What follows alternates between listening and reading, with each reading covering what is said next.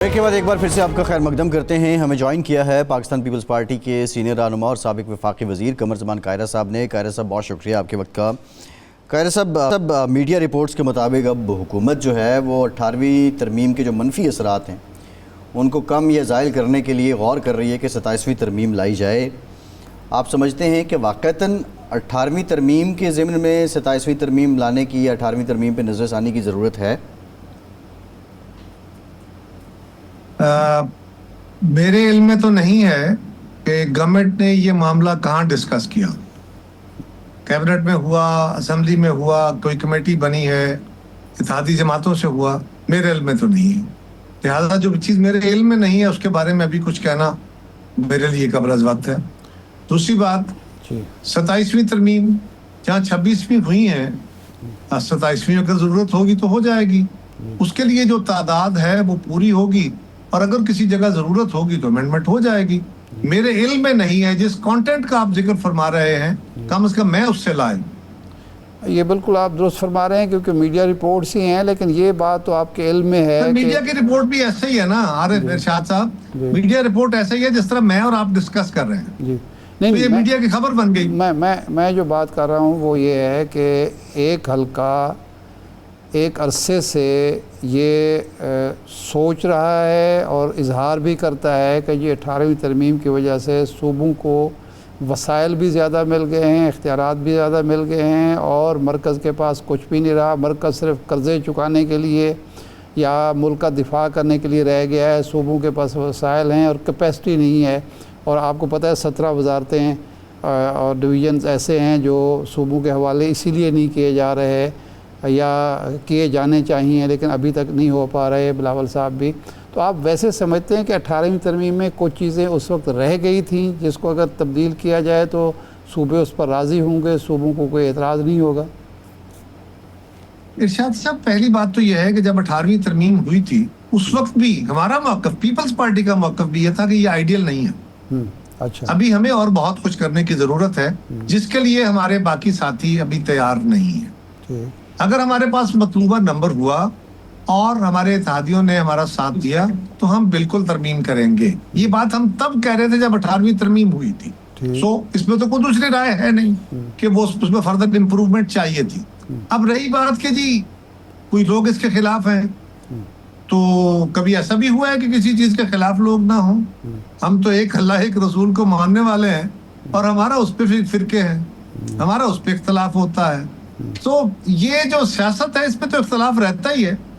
ہاں، اس کا اصول یہ ہے اور آپ مجھ سے بہتر جانتے ہیں کہ جب اکثریت، اور وہ بھی ایک مطلوبہ، ایک ہوتی ہے سمپل اکثریت، آئینی ترمیم کے لیے 2/3 اکثریت. اگر کسی ایوان میں 2/3 اکثریت آئین کو امینڈ کرنا چاہتی ہے، اچھا کرتی ہے برا کرتی ہے ایک الگ بحث ہے، لیکن وہ اس کو امینڈ کر سکتی ہے. اگر کسی وقت ایسا ہوا تو پھر اس پہ بات کریں گے. میرا نہیں خیال کہ ابھی اگر کوئی اس کے خلاف ہے تو بالکل ان کا حق ہے. وہ سمجھتے ہیں کہ پاکستان کے اندر فلاں قانون اس طرح نہیں ہونا چاہیے، تو یہ روز بحث نہیں ہوتی.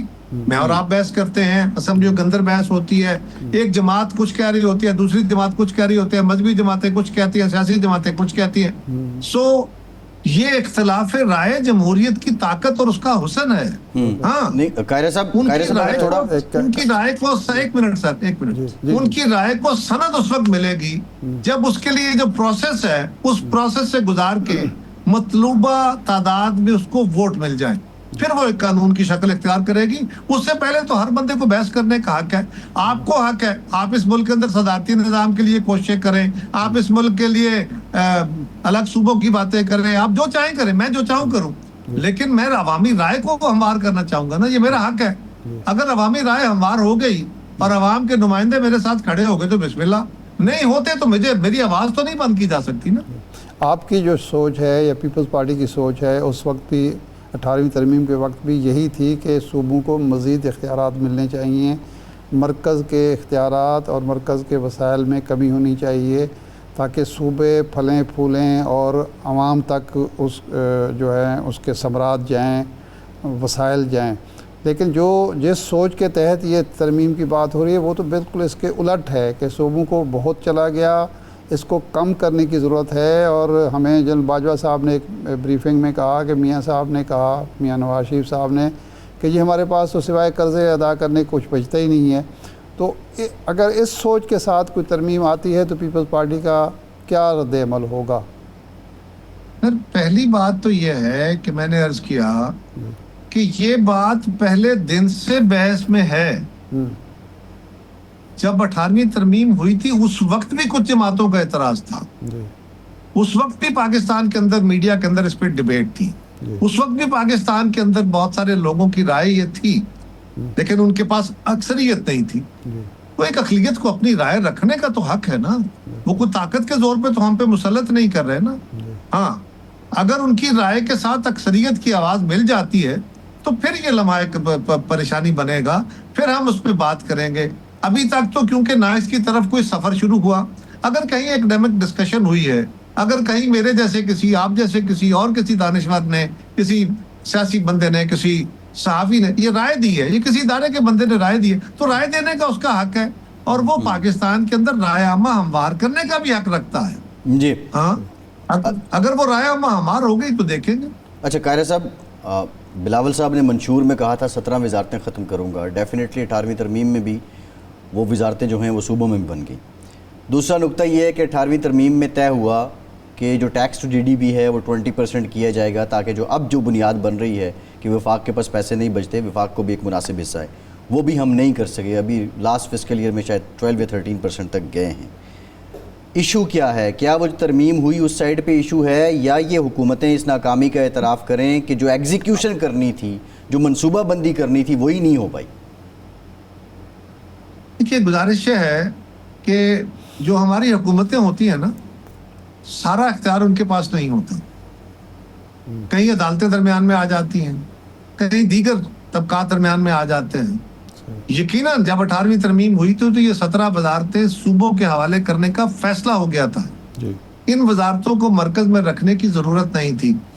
اس کے اوپر بھی بڑا مباحثہ ہوا, اس کے اوپر لیٹیگیشن ہوئی, سب کچھ ہوا. یہ وزارتیں ڈیوالو نہ ہونے کی وجہ سے فیڈرل ایکسپینڈیچر جو ہے وہ بڑا ہوا ہے. یہی بات تو ہم کہتے ہیں کہ آپ نئی ترامیم کی طرف تب جائیے, ایس ایس کے اوپر بحث تب کیجئے, ترمیم کے لیے بحث تب کیجئے جب 18ویں ترمیم پہ پوری طرح عمل کر کے تو دیکھ لیں کہ جو اس کی روح تھی اس کے مطابق عمل کر کے یہ ڈیولوشن کریں, یہ ٹیکس ٹو GDP ریشو کو انہانس کرنے کی کوشش کریں, جو کہ گریجولی ہو رہا ہے, جو کیا بھی گیا, کوشش بھی کی گئی, لیکن پھر درمیان میں کئی رکاوٹیں بھی آ جاتی ہیں. ہمارے جیسے حالات ہوتے ہیں, جنگ ہو جاتی ہے, یا کسی اور جگہ کوئی پرابلم آ جاتا ہے, تو ہم تو چھوٹی اکانومی ہے, سو ہم فوری طور پہ اس کا ایفیکٹ ہمارے اوپر آ جاتا ہے. سو اس کی وجہ سے وہ ٹارگٹ اچیو نہیں ہوئے. سو بنیادی طور پہ بالکل یہ بات درست ہے کہ پہلے 18ویں ترمیم کو اس کی روح کے مطابق عمل درآمد کر کے, اور اس میں جو گول پوسٹ رکھی گئی تھی, جو ٹارگٹ رکھے گئے تھے, ان کو اچیو کرنے کی طرف کوشش کی جائے. اگر اس سے وہ ٹارگٹ اچیو نہیں ہوتے تو پھر اگلی امینڈمنٹ کے لیے ضرور جایا جائے, کوئی اس میں حرج نہیں. اچھا, کچھ PTI کے ارکان اسمبلی, قومی اسمبلی کے ارکان نااہل ہو گئے, اپوزیشن لیڈر سینٹ میں, قومی اسمبلی میں, پنجاب اسمبلی میں نااہل ہو گئے. اب جناب گوہر علی خان صاحب یہ خدشہ محسوس کرتے ہیں اور وہ اندیشے کا اظہار کر چکے ہیں کہ جی ہمارے کچھ 40 کے قریب ارکان قومی اسمبلی اور نااہل ہوں گے. یہ اتنے بڑے پیمانے پر نااہلی ایک سیاسی جماعت کے ارکان کی جو ہے, ٹھیک ہے آئین میں تو ہے کہ جو لوگ نااہل ہو جائیں اس کے بعد ضمنی الیکشن ہو جائیں گے, لیکن اس نااہلی سے آپ سمجھتے ہیں جمہوریت مضبوط ہوگی, پارلیمنٹ مضبوط ہوگی اور ضمنی انتخابات آرام سے سکون سے ہو جائیں گے؟ میرا خیال ہے ارشاد صاحب کہ یہ اس سوال سے پہلے ایک اور سوال کرنا چاہیے, اور وہ یہ ہے کہ اگر کہیں جرم ہوتا ہے اور وہ جرم کاگنیزیبل ہے اور اس کی ایک FIR ہوتی ہے, اس کے اوپر عدالتی پروسیس ہوتا ہے, اور عدالتی پروسیس کے نتیجے میں کچھ لوگ گناہگار ٹھہرائے جاتے ہیں, تو کیا اس میں استثناء ہونا چاہیے کہ سیاسی لوگوں کو سزا نہیں دینی, MNA کو نہیں دینی, لیڈر آف دا اپوزیشن کو نہیں دینی؟ اگر تو ایسا کر رہے ہیں تو پھر اور بات ہے.